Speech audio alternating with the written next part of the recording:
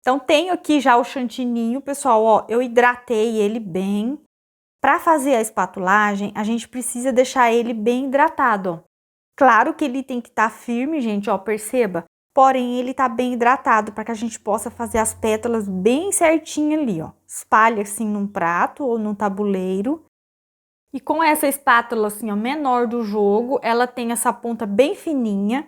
A gente vai arrastar, ó, para pegar o creme, arrasta e a gente limpa, ó, a espátula, arrastando aqui, ó, e deixando o creme aqui e aqui fica bem limpinho na espátula.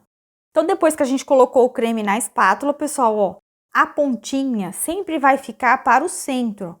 Então, eu vou começar uma aqui, aonde eu desejo que ela já vai ficar, ó, pressiono e puxo. Então, com a ponta novamente para o centro, que aqui vai ser o miolinho, ó.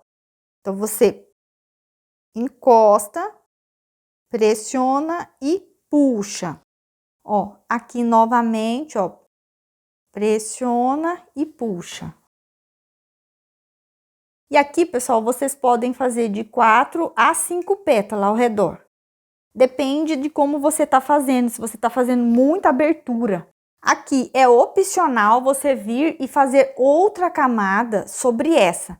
Então, ficaria pétalas com camada dupla, ó. Então, você encosta, pressiona e arrasta.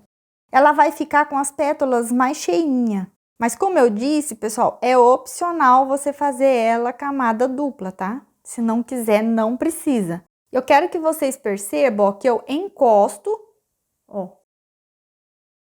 E eu dou um vai e vem, ó, pra lá e pra cá, ó. Pra eu sentir, eu faço esse movimento, gente, ó. Um vai e vem, pra eu sentir que o creme tá fixo aqui na lateral do bolo. Ó, perceba que eu vou fazer este movimento, ó. Encosto e faço um vai e vem pra lá e pra cá. Ele vai ficar também com essas dobrinhas, ó.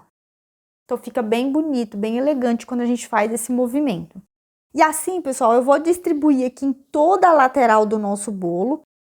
E aqui eu estou utilizando essa cor na lateral do bolo, mas poderia ser branquinho.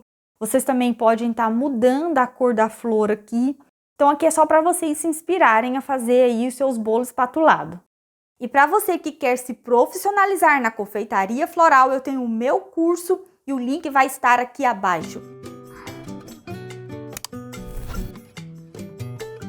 E vamos distribuir também flores na parte de cima, é o mesmo movimento.